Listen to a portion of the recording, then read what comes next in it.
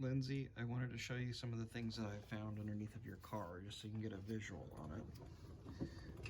So this is a major oil leak coming from the front crank seal.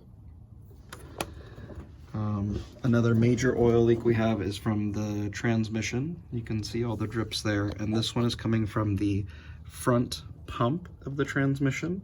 So it is originating up in there, which is a transmission out service.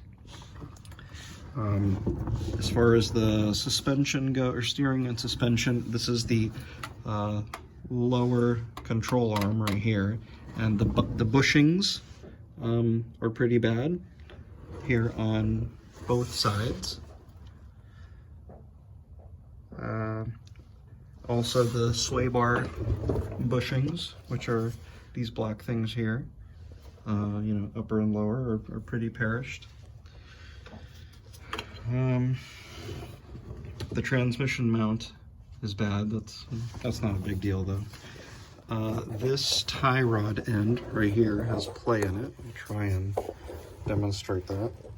I don't know if you'll get that in the video but it moves up and down, and it shouldn't. The one on this side is fine, but the one on the left has play. So for the front, we would do the lower control arms, the sway bar bushings, as well as the tie rod, and then you'd have it aligned with new tires. You know, for the oil leak, the transmission goes down, and then the front of the engine gets a new seal. In the back, I won't bother showing you, but back there, the rear brake pads are low, and the exhaust hangers looked bad. Front brakes looked fine. Let's see. Up here, remember, air filter should be replaced. It looked kind of old. I'd recommend having the engine and the undercarriage steam cleaned before we do any of this work, just so that it's it's all cleaned off. Yeah,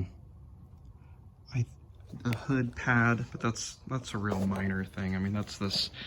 I thought of it only because if we're gonna clean, then it'd be nice to scrape that off and clean the underside of the hood, even if you don't put a new pad on now. So, all right. Well, I just wanted to put some of that into a video. There'll be more. Oh yes, sorry. One other thing here. The radiator.